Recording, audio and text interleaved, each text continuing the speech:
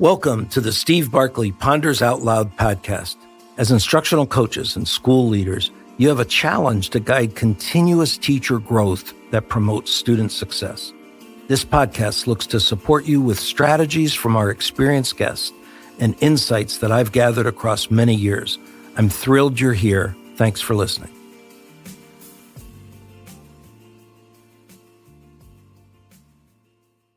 Focusing on accountability. How can we design processes where individuals feel more accountable to work on a desired change or goal without having supervisory checklist or deadlines? Can we track program progress that is more organic and less focused on preset timelines and requirements to be fulfilled? Consider this description that comes from a Culture Partners post titled Responsibility versus Accountability. I'll put the link to this post in the podcast lead-in. Quote, because accountability is a broader concept than responsibility, it is something you do to yourself, not something that someone else does to you. It's with this version of accountability that people not only take accountability for the results that they need to achieve individually, but for results that they are not 100% in control of. Organizations embracing positive accountability have a culture of people that hold themselves accountable for the ultimate results in an organization. I've recognized that accountability versus responsibility is a key as to why administrators would rather spend more time focused on coaching and mentoring teachers than on supervising and evaluating.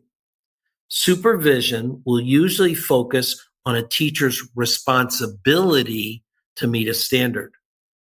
Now, again, from the Culture Partners blog, quote, a focus on responsibility can create attitudes where people justify the ways they think and act to cover their tails. Justifying the ways you think and act in an effort to cover your tails pulls in the opposite direction of achieving results, often sapping time and resources to the detriment of others or the organization. End quote.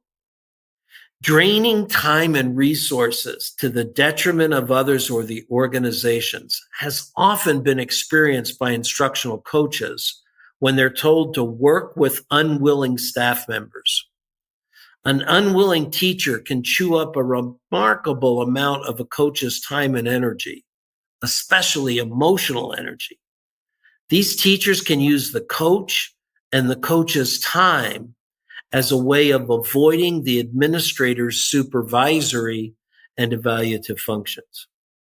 The Culture Partners blog notes that organizations that embrace positive accountability have a culture of people that hold themselves accountable for the ultimate results of the organization and generate these benefits. 1, people at all levels take ownership of the strategic results. 2, balls do not get dropped and projects do not slip through the cracks. 3, people think differently about the job that needs to get done. And 4, people break down barriers and collaborate to achieve the right results. Another place where I have explored accountability versus responsibility is in the building of professional growth plans, PGPs. Building PGPs around teachers forming, implementing, and assessing hypotheses for increased student success is often my focus. But when calendar dates, which we would call responsibility, start and stop a PGP process, the opportunity for learning frequently decreases. Stopping a process because it's June and starting a new one because it's September encourages a paper chase. Imagine teachers completing and starting new PGPs at various times throughout the year. Accountability might be supported by PGP conversations or exhibitions that occurred quarterly, where staff can share with each other what they've learned so far from a completed PGP or what they're pondering in their current PGP. They might share a student outcome that they're exploring to build a PGP around and asking for brainstorming from their colleagues. Or they might have requests for a possible hypotheses around the desired goal that they want to achieve. Jackson Zunda, writing for ASCD, contrasts compliant and engaged learners. Notice how the traits that he identifies for compliant and engaged learners from a student standpoint really align with those for teachers as learners being compliant or engaged.